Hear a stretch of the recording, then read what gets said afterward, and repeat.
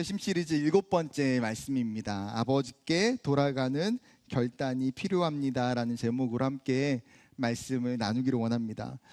여러분, 이 시대를 살아가는 청년들에게 있는 공통점 중에 하나는 방황입니다.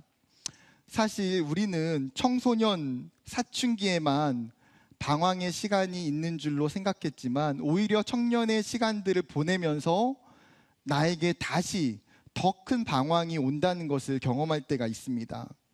그럴 수밖에 없는 방황의 요인들이 사실 우리의 주변에 굉장히 많이 산재해 있기 때문입니다. 미래에 대한 불확실성, 급격하게 변하는 세상, 경제적인 불안정, 청년들의 실업률의 증가, 치열한 경쟁사회와 부모님과 사회로부터 받는 기대, 상대적인 박탈감과 정신적 우울증 등 이 땅에서 자신의 꿈을 가지고 전진하며 나아가는 것이 사실 호락호락하지가 않습니다. 세상이 이야기하는 것처럼 정말 열심히 달리면 된다고 해서 죽을 힘을 다해서 달렸는데 내가 지금 어디를 향해서 뛰고 있는지 목적지를 잃어버릴 때가 많습니다. 지금 내가 걸어가고 있는 길이 맞는 것인지 방향을 전혀 잡을 수가 없는 거예요. 여러분, 이러한 인간적인 방황은 사실 영적인 방황에도 밀접하게 연관이 되어 있습니다. 나의 삶의 목적지가 상실된 이후에 사실은 내가 하나님께로부터 받은 그 하나님의 계획과 하나님의 뜻하심도 잃어버리게 되기 때문입니다.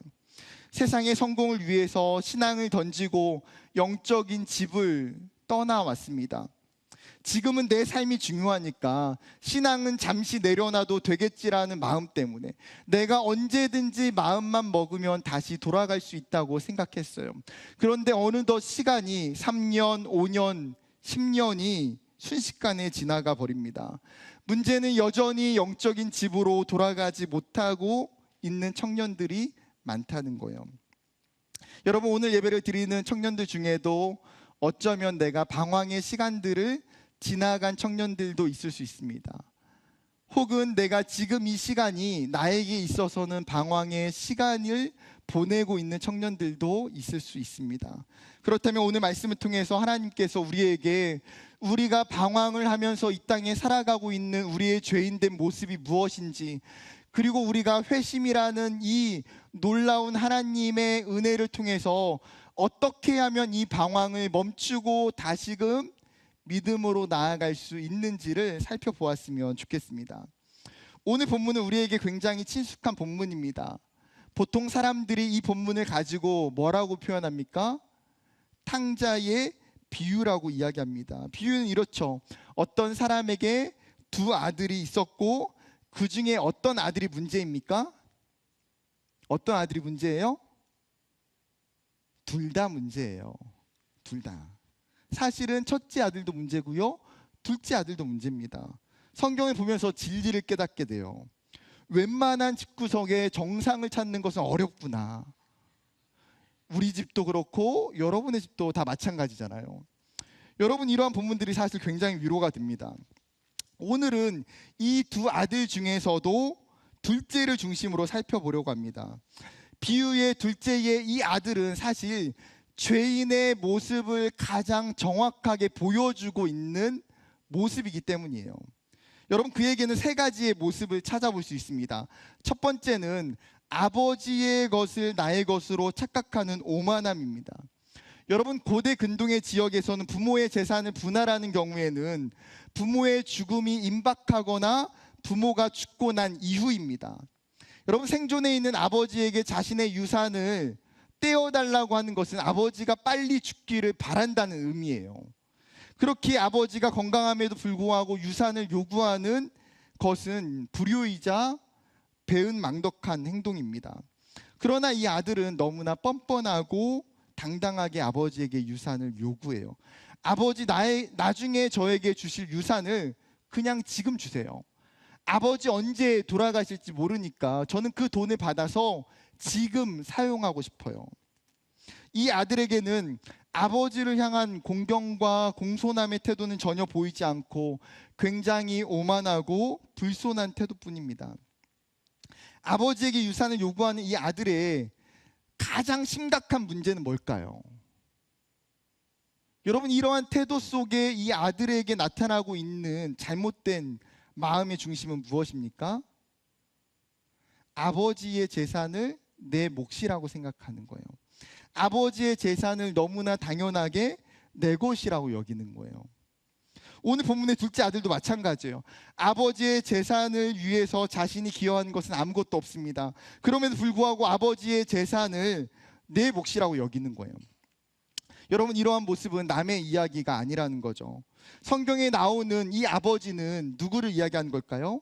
하나님의 모습을 가장 잘 드러내고 있는 인물이에요. 우리의 아버지 되신 하나님으로부터 사실 우리는 많은 것들을 받아서 살고 있습니다. 우리의 생명과 시간과 건강과 물질과 과정과 수많은 환경들이 하나님이 우리에게 주신 거예요. 우리의 노력과 우리의 수고로 만들어진 것은 그 어떤 것도 없습니다. 정확히는 하나님이 주셨고 청지기로서 우리에게 위탁하셨어요. 그러나 우리는 둘째 아들처럼 하나님의 것을 내 몫인 것처럼 나의 것으로 생각하는 오만함들이 얼마나 많이 있는지요. 이것이 나의 당연한 권리인 것처럼 나의 노력의 산물이라고 착각합니다. 그러나 우리가 여러분 잘나서 더 특별하기 때문에 남들보다 더 많은 것들을 받고 누린 것은 아니에요. 여러분, 우리 중 누구도 내가 태어나고 싶은 나라와 가정을 선택한 사람은 아무도 없어요.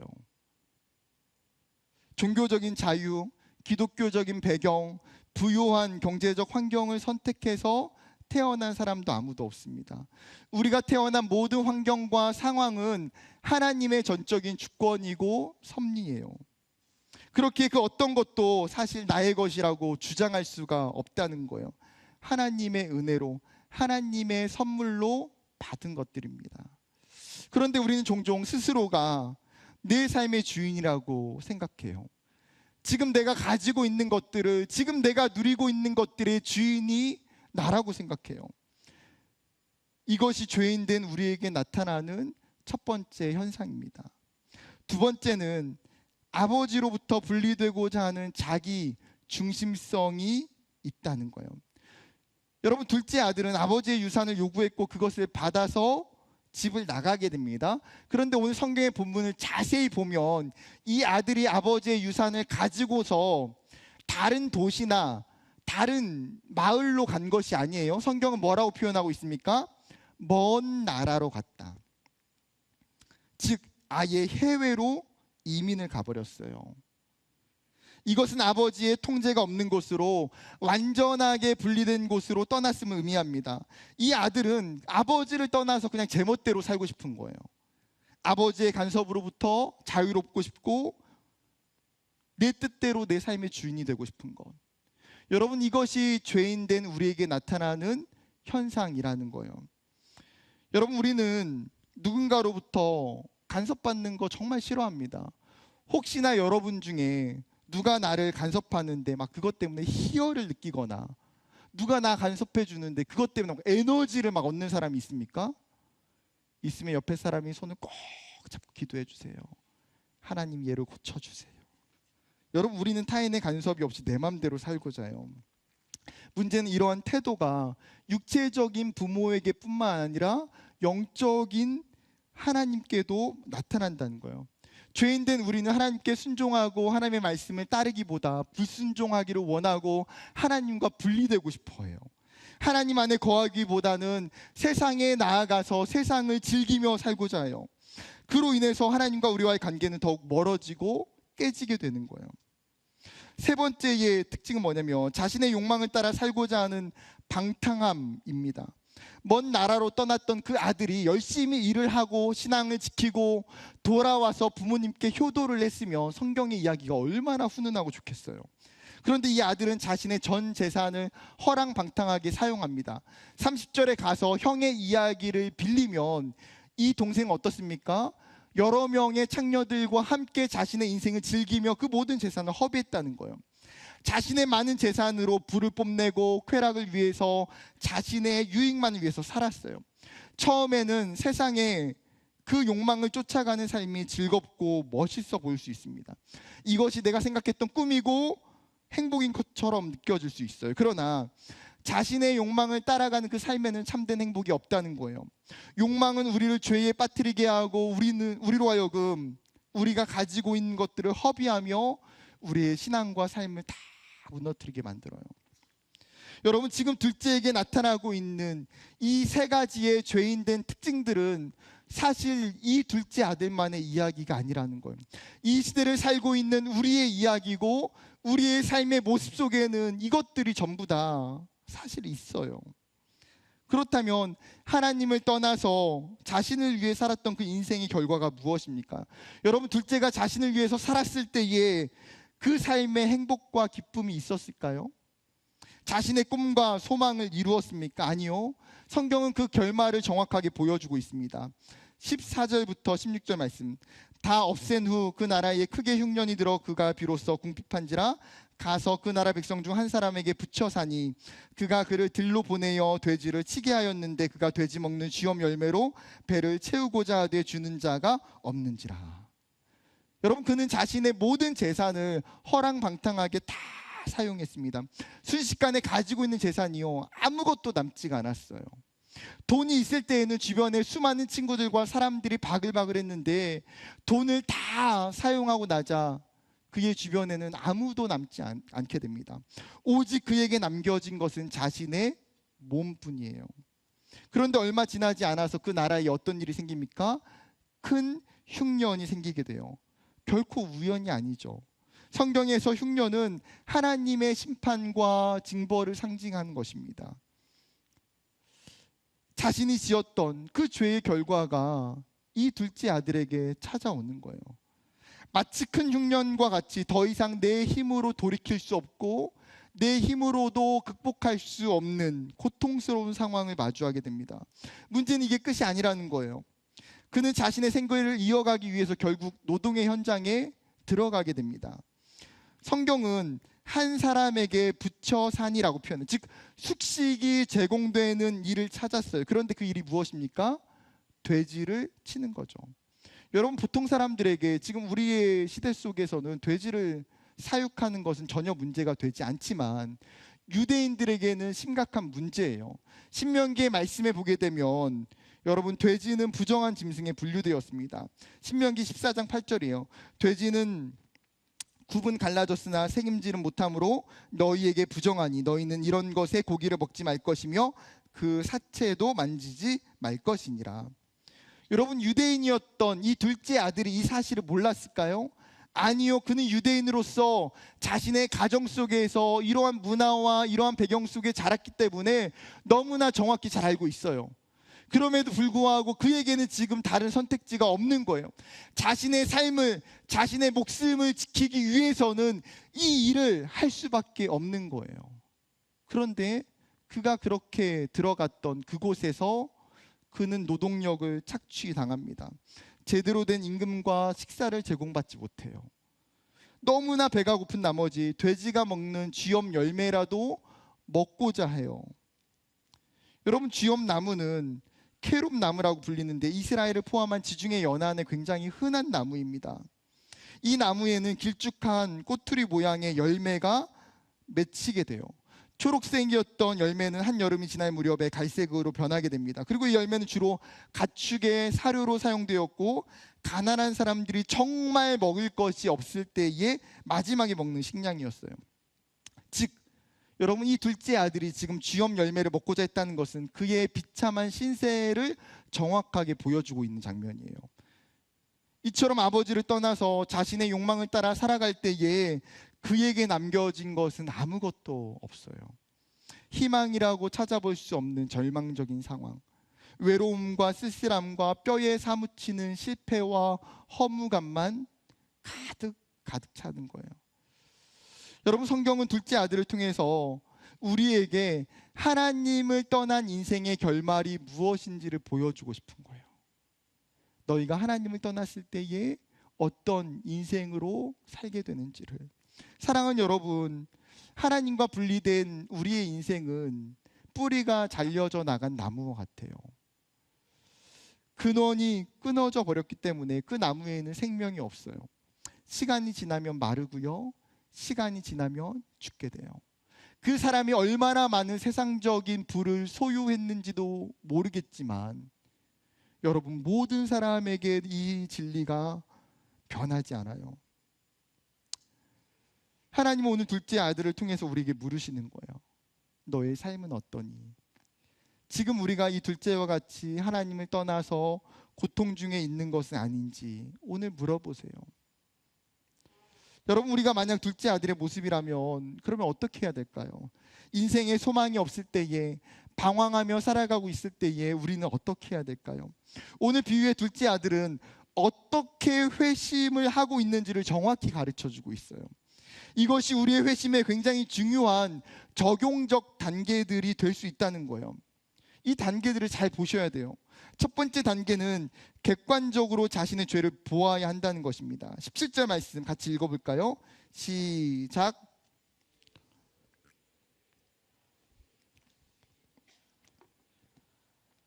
나는 여기서 줄여 죽는구나. 여러분, 사람은 철저하게 주관적입니다. 더욱이 자신을 평가할 때는 객관성을 잃어버려요. 남들에게는 너무나 비판적이고 너무나 기준이 높은데 자신에게는 한없이 관대합니다. 다른 사람의 눈에 있는 작은 티끌은 보면서도 내 자신에게 있는 들보를 보지 못하는 것이 사람의 모습이기 때문이에요. 그렇게 우리는 강력한 자기애가 있고 자기를 보호하고자 내가 지었던 죄와 내가 지었던 잘못들을 감추고 묻어줍니다. 나의 잘못된 모습과 연약함을 받아들이고 싶지 않은 거예요. 그러나 여러분, 우리가 지었던 수많은 죄악들, 우리의 악함들, 우리의 연약함들은 그 어떤 것으로도 감출 수도 없고 축소시킬 수도 없어요. 그렇기에 여러분, 우리가 할 수 있는 것은 무엇입니까? 자신의 모습을 객관적으로 보는 거예요. 나의 죄를, 나의 잘못을 객관적으로 살펴보는 거예요. 오늘 둘째 아들이 자신의 그 궁핍함과 고난으로 말미암아 뭐라고 표현하고 있어요? 스스로 돌이켜. 세번역 성경은 그제서야 제정신이 들었다라고 번역하고 있어요. 비로소 자신의 상황을 정확하게 깨닫게 된 거예요. 내가 아버지를 떠나서 얼마나 죄인인지, 내가 얼마나 악하게 살았는지, 내가 얼마나 큰 죄인인지를 그는 보게 된 거예요. 열왕기하 8장에 솔로몬이 이스라엘 백성들을 위해서 이렇게 기도합니다. 8장 46절과 47절. 범죄하지 아니하는 사람이 없사오니 그들이 주께 범죄함으로 주께서 그들에게 진노하사 그들을 적국에게 넘기심에 적국이 그들을 사로잡아 원근을 막론하고 적국의 땅으로 끌어간 후에 그들이 사로잡혀 간 땅에서 스스로 깨닫고 그 사로잡은 자의 땅에서 돌이켜 주께 간구하기를 우리가 범죄하여 반역을 행하며 악을 지었나이다 하며. 여러분, 이 솔로몬의 기도 가운데 중요한 단어가 뭘까요? 스스로 깨닫고. 솔로몬은 이스라엘 백성들이 자신들이 지었던 죄로 말미암아 이스라엘이 이방 나라에 끌려가고 그들이 고통 중에 있을 때에 어떻게 해달라고 기도합니까?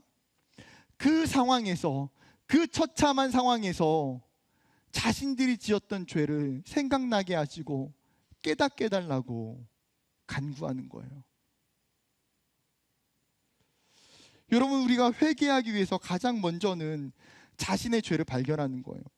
우리가 하나님을 떠나서 하나님 없이 내 힘으로 내 욕망으로 살았던 죄를 보아야 돼요. 내 삶이 정말 소망이 없는 존재임을 보아야 돼요. 나의 죄로 인해서 찾아온 수많은 고통과 상처들을 보아야 돼요. 내가 교회를 다니고 있고 내가 교회에서 리더로 섬기며 교사로 섬긴다 할지라도 여러분, 우리들은 얼마든지 죄에 넘어질 수 있어요. 지금 내가 신앙적으로 아무런 문제가 없다 하지만 이후에도 우리는 연약하기 때문에 넘어질 수도 있는 자들이에요. 우리는 언제든지 죄를 지을 수 있는 연약한 존재입니다. 그렇기에 끊임없이 말씀의 거울을 통해서 자신을 객관적으로 보는 거예요. 나의 죄를 보는 거예요. 나의 잘못을 하나님께 보는 거예요. 그것이 첫 번째 단계예요. 나아가 두 번째 단계는 나의 아버지를 떠올려야 한다는 겁니다. 탕자가 가장 먼저는 자신을 봤어요. 그런데 그는 자신의 시각에 매몰되지 않고 자기가 보았던 자기 자신에서 이제 방향을 돌리기 시작합니다. 무엇을 보게 됩니까? 자신의 아버지와 집을 생각하게 돼요. 내 아버지 집에는 일하는 품꾼들은 양식이 풍족했습니다. 원어의 표현을 보면 빵으로 둘러싸였다라는 뜻이에요. 지금 자신은 쥐업 열매조차도 먹지 못하는 비참하고 궁핍한 현실과 너무나 대조적인 거예요. 아버지 집에 있는 품꾼들은 빵에 둘러싸여 있을 정도로 넉넉하고 풍족해요. 그들에게는 전혀 먹을 것에 대한 고민도 어려움도 없어요. 같은 품꾼인데 왜 이렇게 하늘과 땅 차이가 나는 걸까요? 그것은 품꾼의 주인 때문이에요. 내 아버지는 사랑이 풍성하고 긍휼이 많으며 자신의 품꾼들에게 넉넉하게 베푸시는 좋은 아버지이기 때문이에요. 이 아들은 자신의 비참하고 궁핍한 그 현실을 통해서 그제서야 자신의 아버지가 어떤 분인지를 깨달았어요. 나의 아버지가 어떤 분이시고 사랑과 긍휼이 얼마나 많은 분인지, 나에게 정말 그렇게 좋은 아버지가 있었음을, 세상에 있는 수많은 사람들이 나를 조롱하고 비난할지라도 나를 모든 죄악 가운데에 용납해 주시고 용서해 주시는 그 좋으신 아버지가 있음을 그는 깨닫게 되었어요. 사랑하는 여러분, 우리가 어렸을 때 다 경험한 것들이 있어요.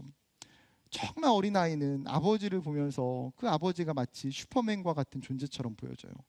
아버지가 너무나 큰 산처럼, 그 아버지는 모든 것을 할 수 있는 것처럼 느껴져요. 그 아버지에 대한 이 어린아이는 믿음이 있고 신뢰가 있기 때문에 아버지와 함께 할 때에 두려움이 없어요. 그 아버지를 신뢰함으로 말미암아 이 아이는 끊임없이 아버지의 사랑과 보호하심을 경험하고 누리며 살아가요. 사랑하는 청년 여러분, 우리도 마찬가지예요. 우리의 눈이 어린아이의 시각처럼 아버지를 바라봐야 돼요. 우리가 죄에 넘어지는 순간 죄를 보고 멈추는 것이 아니라 나의 연약함과 나의 무능력함에 집중하는 것이 아니라, 나는 나의 삶을 위해서 아무것도 할 수 없을지라도, 나는 내 삶을 변화시킬 능력과 힘이 나에게 없을지라도 나를 변화시킬 수 있는 그 아버지를 보는 거예요. 내가 그 어떠한 죄를 지었을지라도 나를 사랑하시는 그 아버지를 보는 거예요. 나에게는 전능하신 아버지가 있음을 떠올리는 것. 여러분, 회심의 힘은 하나님 아버지를 보는 것에 있어요. 하나님 아버지를 보는 것. 세 번째 단계는 자신의 죄를 고백해야 돼요. 18절과 19절 말씀 같이 읽어보겠습니다. 시작. 내가 일어나 아버지께 가서 이르기를,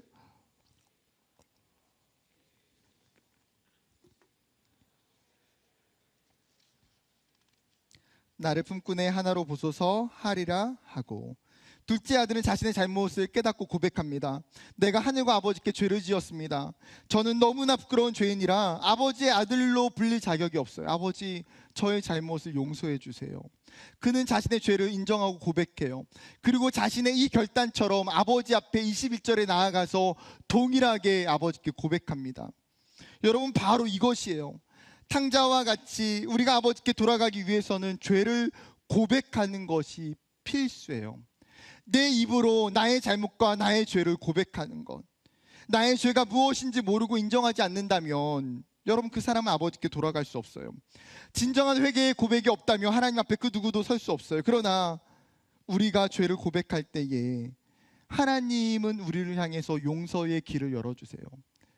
우리가 진심으로 죄를 고백할 때에 하나님은 즉각적으로 우리에게 용서의 확인증을 써주시는 분이에요.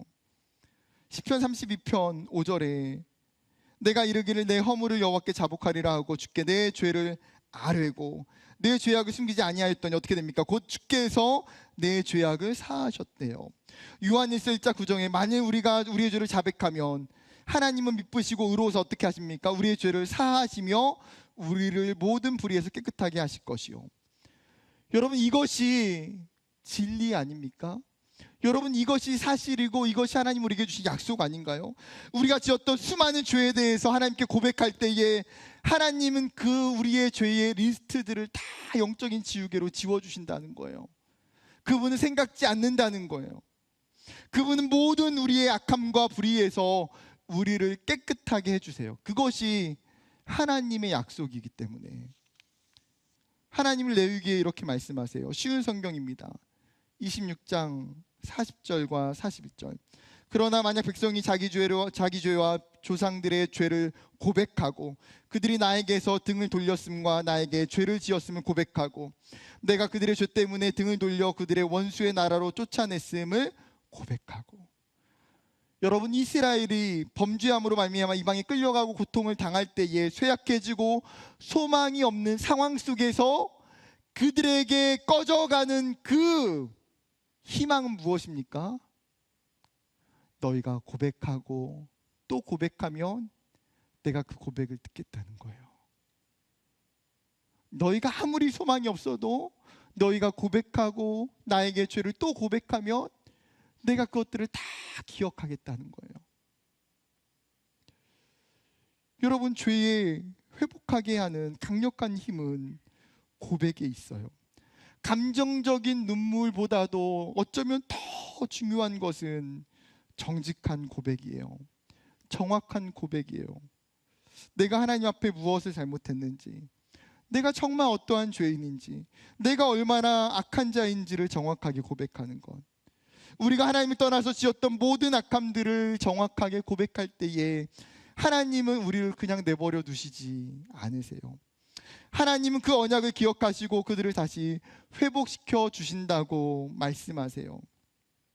그렇기에 고백에는 놀라운 힘과 은혜가 있음을 기억하길 소망합니다. 마지막 네 번째 단계는 아버지께 돌아가기를 결단하는 거예요. 나의 죄를 입술로 고백하고 회개하였음에도 불구하고 하나님께 나아가지 않는다면 그는 여전히 자신의 죄악된 자리에 머물러 있는 거예요. 우리에게는 최후의 결단과 최후의 행동이 남아 있어요. 그것은 우리의 존재가 하나님 앞에 돌아가는 것. 20절에 보게 되면 이에 일어나서 아버지께로 돌아가니라. 아직도 거리가 먼데 아버지가 그를 보고 측은히 여겨 달려가 목을 안고 입을 맞추니. 18절에 내가 일어나서, 그는 지금 당장 아버지께 나아가겠다고 결단한 이후에 20절에 어떻습니까? 그 고백과 결단을 행동으로 옮겨요. 일어나서 아버지께 가고 있어요. 여러분, 길을 잃어버린 자녀가 해야 되는 것은 집으로 돌아가고 아버지께 돌아가는 것입니다. 탕자가 아버지께 돌아갈 때의 그 모습을 상상해 보세요. 여러분, 그의 옷은 어땠을까요? 그가 신었던 신발은 어땠을까요? 그의 얼굴과 그의 머리는 어땠을까요? 쭉 빠진 슈트나 반짝이는 구두, 깔끔한 헤어와 세련된 모습은 하나도 없을 거예요. 마치 정말 오래 길에서 노숙했던 중년 남성의 모습과 유사하지 않았을까요? 수많은 얼룩으로 뒤덮여지고 헤어진 옷을 입고 언제 씻었는지 알 수 없는 얼굴과 까칠하고 지저분한 머리, 돼지를 치면서 온 몸에 배인 심각한 오물 냄새. 어쩌면 이러한 모습이 이 아들이 아버지께 나아올 때에 보였던 실제적인 모습이에요. 그는 아버지 앞에 가기에 너무나 부끄럽고 너무나 창피하지 않았을까요? 그러나 자신의 초라한 모습도 부끄러운 모습에도 불구하고 그는 아버지께 가기를 결단해요. 우리는 종종 자신의 죄를 부끄러워서 하나님 앞에 나아가기를 망설입니다. 지금 같은 모습으로는 도저히 내가 하나님 앞에 용납받지 못할 거라고 생각해요. 그러나 오늘 탕자의 비유는 우리에게 명확하게 이야기하는 것이 무엇입니까? 너가 지금 어떤 모습일지라도 그 아버지께서 너를 받아주신다는 거예요. 너가 아무리 큰 죄악 가운데에 너가 더러워질지라도, 너가 수많은 상처와 수많은 아픔으로 얼룩져 있을지라도 너가 하나님 앞에 나아갈 때에 전혀 문제가 되지 않는다는 거예요. 그렇게 우리는 하나님 앞에 돌아가기를 결단해야 돼요. 세상에서의 방황을 멈추고 다시 우리의 집을 향하여서 하나님을 향하여서 돌아가기를 결단해야 돼요.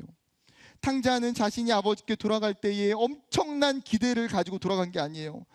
그는 사실 자신의 아버지께 돌아갈 때에 완전하게 용납받지 못할 거라고 여겼어요.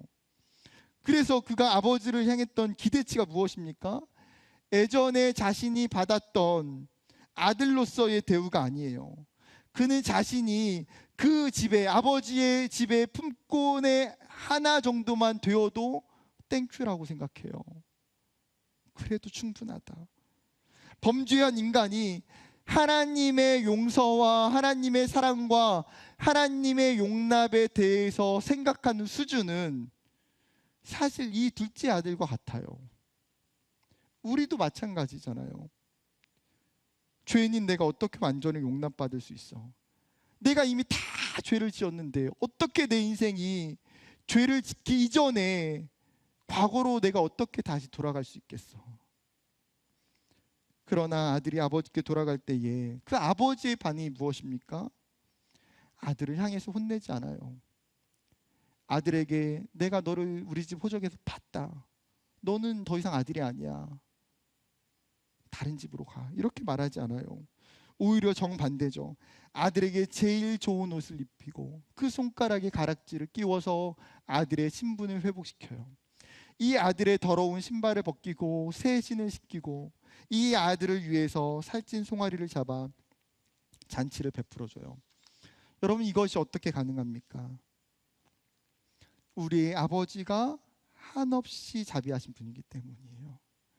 우리의 아버지가 말할 수 없는 사랑과 은혜로 우리를 용납하시는 하나님이시기 때문이에요.